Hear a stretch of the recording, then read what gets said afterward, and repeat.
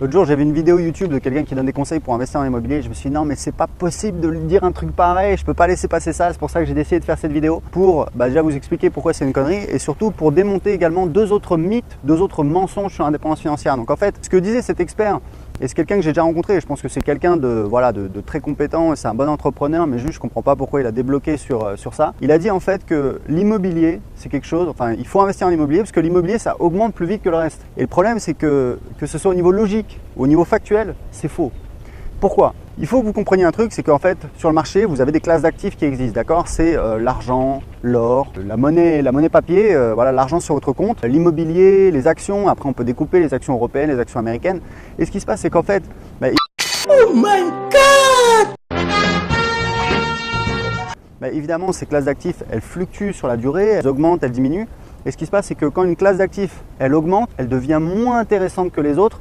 Je donne un exemple. Donc moi j'habite à Lisbonne depuis 4 ans avec ma femme. On a fait une super affaire. On a acheté un appartement en 2015 qu'on a rénové qui nous a coûté 155 000 € et qui nous rapporte aujourd'hui plus de 2 000 € par mois de revenus locatifs. Donc c'est une super affaire. Ça nous fait un taux de rentabilité je crois de presque 16%. Mais si quelqu'un arrivait aujourd'hui, vu que l'immobilier a augmenté, aujourd'hui, cet appartement, il vaut plus rénover 150 000 €, mais peut-être 350 000 € et peut-être même plus. La semaine dernière, je l'ai mis en vente pour 510 000 €. Bon, on a eu que des appels d'agence immobilière, donc je pense que voilà, clairement, c'est beaucoup trop cher. On va baisser le prix. Mais je pense qu'il vaut au moins 400 000 €. Et quelqu'un qui l'achète 400 000 €, vous faites le calcul. 26 700 € de revenus locatifs annuels divisé par 400.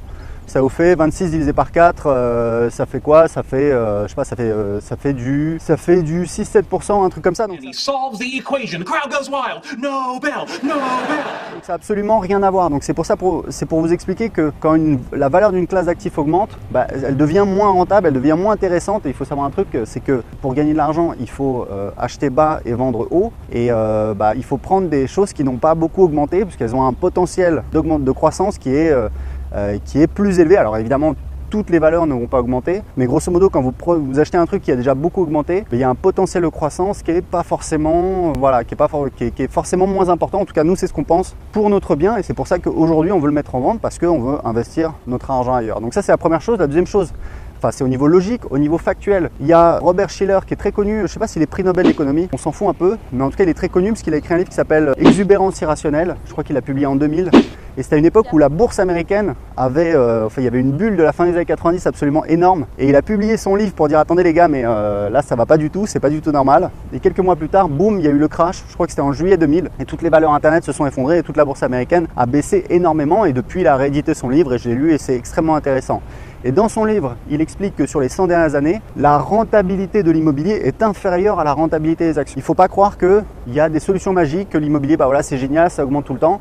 Si vous prenez comme exemple l'immobilier sur le marché français, parce qu'il y a beaucoup de gens qui regardent cette vidéo, bien sûr, qui sont en France, il a beaucoup augmenté sur ces 20 dernières années. Il y a évidemment, c'est dû aux taux d'intérêt qui ont baissé, donc ça a tendance à augmenter la valeur des actifs, mais c'est pas que l'immobilier, la bourse a augmenté aussi. Et je dis juste que l'immobilier, c'est un super moyen de construire son indépendance financière, mais il faut faire attention, c'est pas une pilule magique, on ne gagne pas forcément tout le temps. L'immobilier, ça peut baisser, ça a baissé en France, à Paris de 92 à 97, c'est pas garanti que ça augmente tout le temps. Donc voilà, c'était juste pour vous dire ça parce que c'est important. Il faut écouter les experts, mais faites attention un petit peu à ce qu'ils disent, prenez-le avec des pincettes, même ce que je vous dis, ne croyez pas ce que je vous dis, faites vos recherches, c'est comme ça que vous allez devenir indépendant financièrement. En tout cas, pour moi, c'est le premier mythe. Le deuxième mythe, c'est un petit peu le fait de dire, on vous vend du rêve, quand vous serez indépendant financièrement, la vie est belle et puis roule ma poule, vous serez heureux et vous serez arrivé.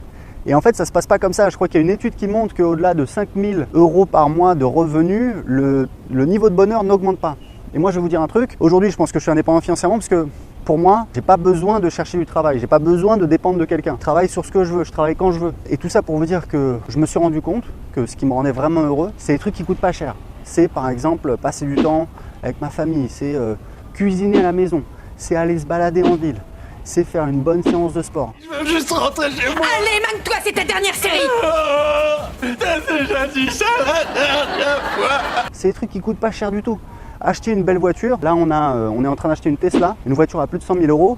C'est pas un truc qui me rend heureux. Ça me fait plaisir, c'est cool, c'est voilà, c'est sympa, mais c'est pas ça le plus important. Ce qui est important, c'est vraiment ces relations, c'est être en bonne santé. Moi, je fais du sport tous les jours de la semaine, tous les après-midi, je vais à la gym. Donc voilà, c'est ça qui est vraiment important. Il faut comprendre un truc, c'est que évidemment, quand vous gagnez de l'argent, quand vous gagnez plus d'argent, ça fait plaisir et ça permet de faire des choses et c'est super important. Mais il faut comprendre un truc, c'est que l'être humain s'adapte. C'est le propre du vivant de s'adapter. Et en fait, quand vous arrivez, donc vous bossez pour arriver à une situation A.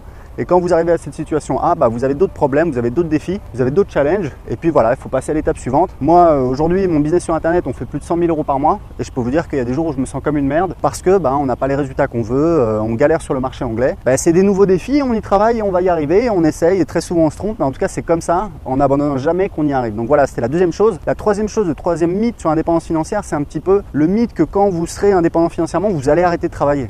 Ok, mais je veux dire, au bout d'un moment, on s'ennuie quand même. Je pense que l'épanouissement professionnel, c'est important. Moi, je vais vous dire un truc. Le matin, je me lève, je te bouscule. Ok. Je me lève et je te bouscule.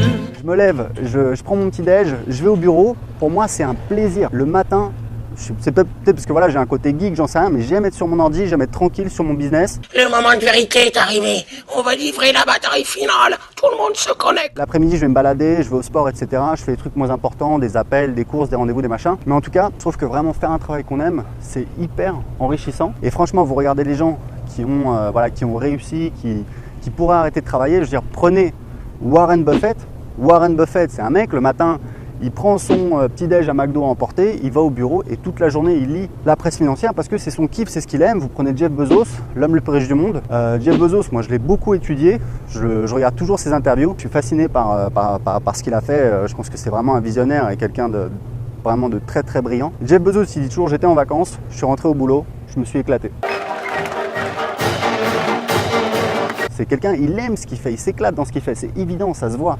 Jeff Bezos, il est milliardaire depuis 20 ans, depuis la fin des années 90. Ça a été un des premiers milliardaires d'Internet, même peu de gens le savent, il a investi dans Google au début de Google, donc c'est vraiment quelqu'un qui pourrait arrêter de travailler depuis toujours. Donc voilà, ce qui est important, c'est vraiment de faire ce qu'on aime, de trouver ce qu'on aime, et c'est ce que je voulais partager dans cette vidéo. Voilà, écoutez, si vous avez aimé cette vidéo, inscrivez-vous à ma chaîne YouTube pour recevoir plus de vidéos sur le business, sur l'indépendance financière. J'ai un petit cadeau pour vous, je viens d'écrire un nouveau livre sur l'indépendance financière, j'ai eu quelques retours, ça cartonne, c'est vraiment tout mon parcours, c'est une espèce de guide pratique sur comment atteindre l'indépendance financière. Pour télécharger mon livre gratuitement tout de suite, cliquez en dessous de cette vidéo, je vous mets le lien. Et j'ai une question pour vous, est-ce que vous êtes d'accord avec ces 3 mensonges?